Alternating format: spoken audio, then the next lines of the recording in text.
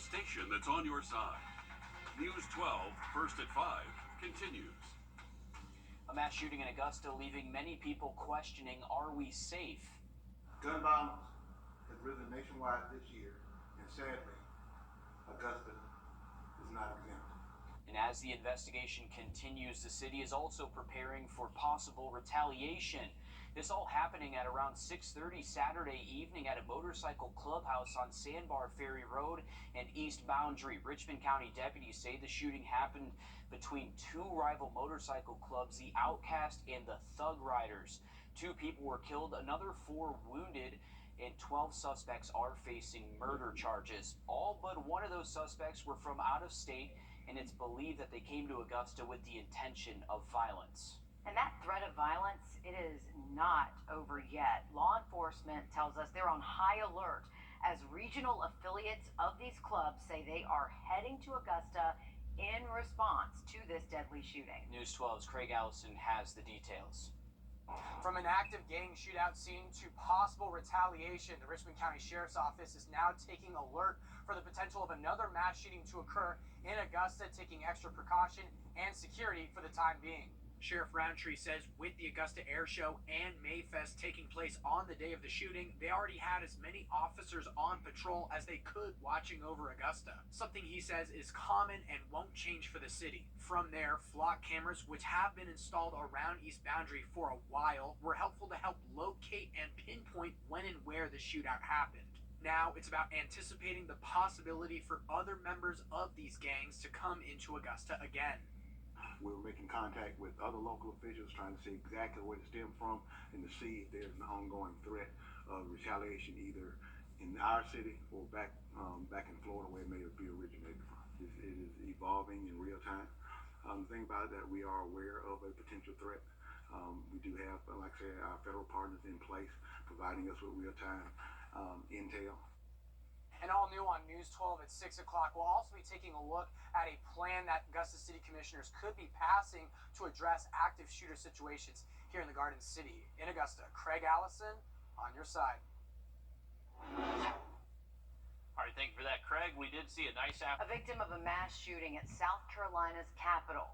Nearly a dozen people were injured at a Richland County park during an early morning shooting in late April. High school senior Jarnae Mills is one of those victims and says that she is determined to overcome the tragedy that has changed her life forever. Ashley Jones has her story.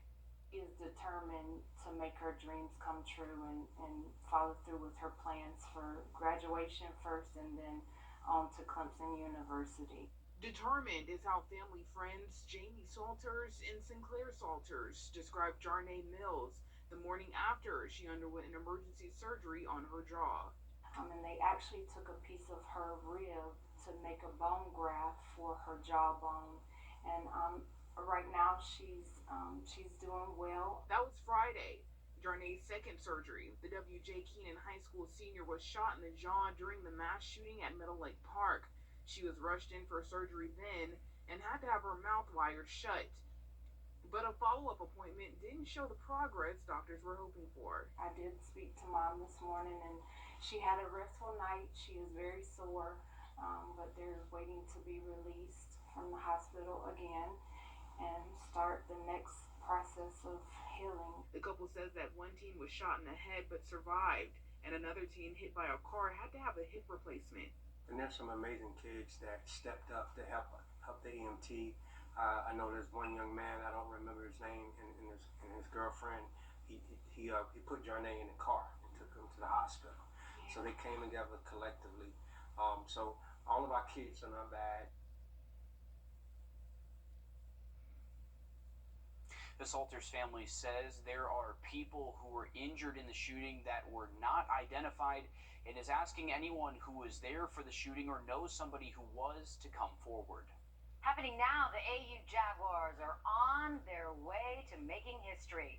Here's a live look at the send-off celebration at Surrey Center. The team is preparing to head off to Scottsdale, Arizona after finishing in the top 5 at the NCAA Athens Regionals. Now, this is the first time in AU history the women's team has made it to the national championships. They finished 4 shots behind 4th place Ole Miss. All new on News 12 at 6 o'clock, our Alyssa Lyons will talk with the team's coach on what the grind has been like to get to this point. It is an exciting time for AU golf. The men, national champions, the women looking to be national champions for the first time ever. They just keep on rolling over there. That's pretty awesome there. They do. Good turnout there for the watch party as well, so wishing them good luck. We'll check in with them later. The husband of a woman killed on her wedding night speaking out for the first time. What he has to say and how a community is honoring his wife's memory. Coming up, Riley. And staying nice and dry this evening if you want to fire up the grill, but by this time tomorrow we're looking at a pretty decent opportunity to see some storms. We'll have an update on the forecast just after the break. Time and Another opportunity to see a few storms out there. Take a look at these temperatures. 87 tomorrow is actually going to be the highest temp we see for the rest of the week. High temperatures will drop down to the 70s between Thursday and Friday. Just hours after their wedding, as they were leaving their reception, Eric and Samantha Hutchinson were on a golf cart with two others when they were hit by a truck going 65 miles an hour. Samantha was killed in the crash, and now a little over 2 weeks later, Eric Hutchinson is speaking out. Emily Johnson reports. At least 100 people gathered on Folly Beach Saturday morning, including Miller's husband, Eric Hutchinson, visiting the very beach the couple was married on for the first time since the crash. Hutchinson sat on the shoreline in a wheelchair after sustaining a brain injury and multiple broken bones after the golf cart was thrown 100 yards. I'm feeling pretty good. The body's getting back to where I can manage, I guess. Just as good as I can feel with the situation. Friends, family, and members of the Folly Beach community paddled out into the water to honor Samantha's life by throwing flowers into the ocean with Sam written on the stems. She loved it. This is Sam. I mean, she's a beach girl through and through. We do walks here almost every morning, and this is her send-off for sure. She's up there smiling for sure. Locally, Hutchinson says the people of Folly Beach, some that have no connection to the couple, have donated food during his recovery, as well as showing love and prayers. It's a little overwhelming, but I mean, they're sincere, genuine, good-hearted people that are just reaching out, that felt a reason to, or somehow they were touched by Sam, so it just means the world that she left that impact. One woman who surfs on Folly Beach and helped organize the event says the community treats everyone like one big family. The golf carts, you know, it's all part of the Folly living. So I think I'm hoping that maybe this can make some good positive changes so that everybody can feel safe and be on the roads. And I'm sad that sometimes it takes a tragedy like this to make that change happen. And the driver of the vehicle that hit the golf cart was arrested and identified as Jamie Komorowski. She had a blood alcohol level of 0.26 when she was tested after the crash, more than 3 times the legal limit. She is charged with DUI, causing serious injury or death, and reckless homicide. If you fly, maybe you're picking someone up from the airport, information is very important, but how do you stay well informed? Just ahead, we'll take a look at an app that gives you the same information that the pilot gets. First alert radar. Today. When you're traveling, few things are worse than getting to the airport only to find out that your flight's been delayed or even canceled. Oh yeah, it just happened to me. Our consumer tech reporter Jamie Tucker found an app that gives travelers some of the same information the pilots are getting. What the Tech? Sponsored by Wow Internet. The app is Flighty, and it's been highly rated by travelers for years. It's filled with lots of data that's updated for flyers. At about the same time, the pilots get the information. Here's how it works. Flighty locates flight information in your email and starts tracking your flight. Flighty begins sending updates on the airplane, any changes to boarding, takeoff, landing, and then later baggage carousels. You'll see the route as filed by the pilots. A quick glance and you'll see information about the plane itself and whether it's been on time the day you fly. All that's good, but what's great are the live updates through push notifications. If a plane is running behind schedule, you'll see it on your phone and Apple Watch even before your airline can send out the notification. Flighty can also predict whether a flight will be on time based on inbound traffic for the last 25 hours and airspace mandates from the FAA. Flighty says it has FAA access and claims it can send travelers information about delays even before the pilots get them. There's a free version with very limited data. If you are a frequent flyer, if you're picking someone at the airport frequently, maybe interested in the premium version, which is $6 a month or $48 a year. I'm Jamie Tucker, and Flighty is the app of the day.